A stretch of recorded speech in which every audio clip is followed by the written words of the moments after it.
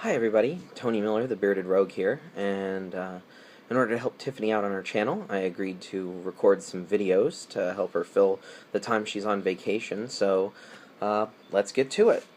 First thing I wanted to talk about is, I want to talk about this game, Chaosmos. This game was the first game I demoed at Origins. I was actually there before the hall opened on Thursday to get a demo of it, because I'd seen the Kickstarter before and regrettably did not back it. But people had just started receiving their games, and I'd heard some of the hype, and so I wanted to check it out. It was also my first purchase of the con, and today I'm going to go over three things, that is, that had me make the decision to go ahead and pull the trigger and get this one. I love this game, full disclosure. Like, I have fallen in love with pretty much everything there is about this game. But let's go into why. So, first of all, the component quality. Like, there's all these little miniatures that come with it, one for each alien race. All of them are individual sculpts. Big, thick, huge planet tiles. Like, these are not low-quality components. Each planet also comes with an envelope. There are 10 of these. Each envelope is big enough to hold a mess of cards, and we'll get into why I love these in point number 2, but 10 envelopes, sturdy, solid construction. You didn't have to assemble these; they were already done. The cosmic clock, the wonderful thing that lets you track the number of turns left in the game. This does require a little bit of assembly, but all the pieces are in there, and the instructions are in the rule book, so it takes almost no time at all. A mess of cards. All of the cards are really, really well done.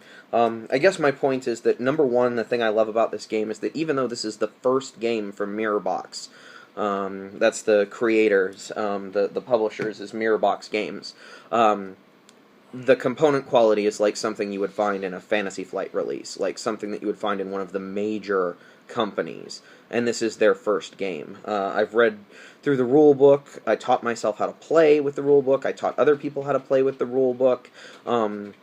It's just a top-notch production from start to finish. You couldn't ask for anything more. So that's the first thing I love about this game. Second thing I love about this game is actually these envelopes. So, I said that each planet has an envelope, and the reason why is because Chaosmos is basically a gigantic game of cosmic keep-away.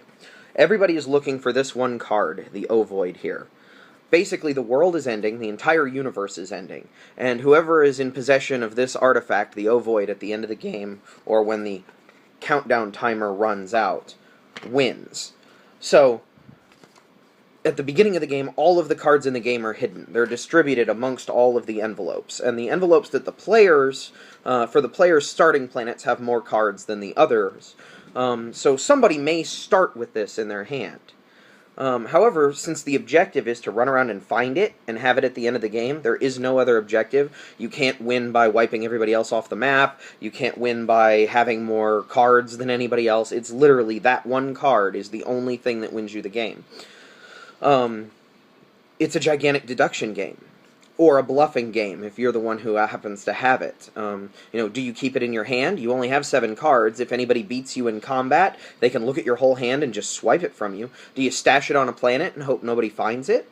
There's all sorts of different ways that it could go, but every card in the game is on a planet somewhere. So you know that somewhere it's out there, and somebody has it in their hands, or it's on a planet waiting for you to discover it. So these envelopes allow you to keep all of that information hidden. So every time you go to a planet, you can choose to take control of it. And when you do, you get to look at all the cards in here. There are some exceptions to that. So, like, there are 2 types of cards, in this case a vault and a trap card, that they can put inside of the envelopes. And they can activate these. The vault keeps you from taking anything. It lets you look at it, so they can taunt you with the ovoid just sitting there in it, but you being unable to get it. Or they can put this trap in there, so you open it up and immediately get sent back home and have to come back and look. And maybe it wasn't there in the first place. Maybe this trap is guarding nothing, but it's just there to try to focus your attention on that one planet. Because the other people playing the game, one of them has it in their hand and is just hoping to get everybody to ignore them until the clock runs out. So, the envelopes allow for a higher level of deduction than a game where all of the cards are in people's hands, or you've got a deck of cards sitting on the side of the board waiting for it to come up. Like, it's out there. It's all out there. Everything in the game is out there from the very beginning. You just have to go and find it. So that is one of the big reasons I love this game. Now, the third reason I love this game, and this will be the final reason. Again, I didn't want to get into a playthrough, but the final reason I love this game is that all of the cards on their surface appear to be so amazingly powerful. Like, broken level powerful. Like, you sit there looking at the cards in your hand when your first playthrough and you're going, oh my gosh, I can do this and I can do this. Like, the Quantum Accelerator, take 2 extra actions this turn. Or the Temporal Displacer, which actually lets you move the Cosmic Clock 8 spaces forward, shortening the game. Or like the Ion Grenade, it's a disposable +3 in combat. I mean, the dice themselves that you use to attack only go up to a 5.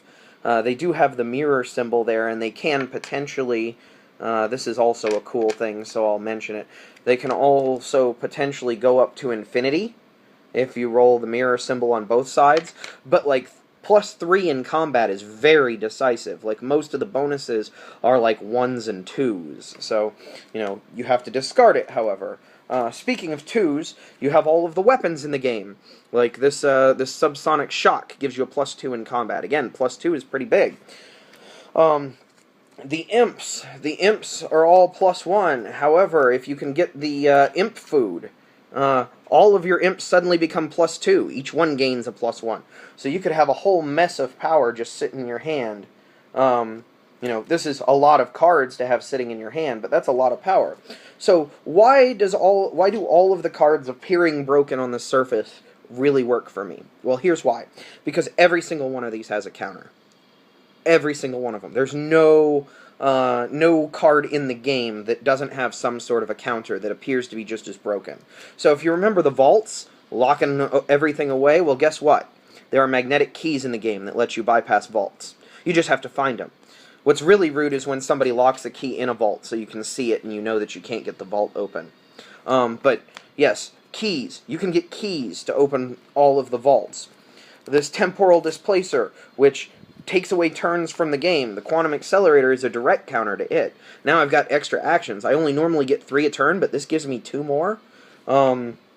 The weapon here, the subsonic shock, and even the ion grenade, all of them have counters out in the game. So the subsonic shock is directly countered by the subsonic dephaser.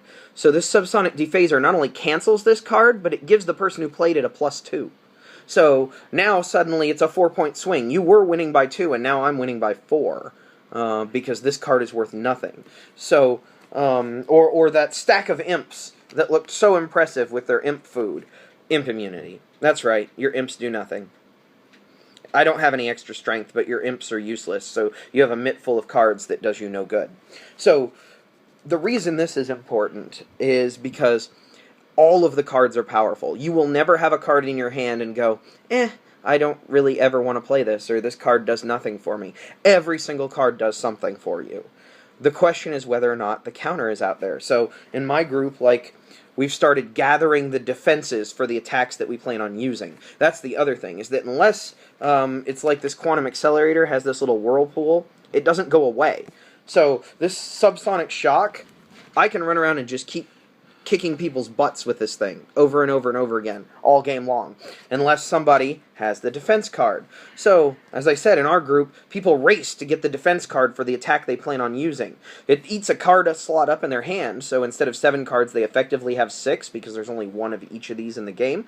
But you know that nobody's blocking this, and so you have the attack for it, and you have the counter for it. So later on, if you need extra hand size, like say to pick up the Ovoid, remember this guy, the one that wins you the game, you could go ahead and pitch this card. Just leave it on a planet, knowing you have the counter, because if anybody picks it up, it's worthless to them against you, and now you have the Ovoid and the counter for it. It just, all of the cards appear to be broken, and all of the cards have a strategy. So you just have to go looking through all of these wonderful envelopes to find it.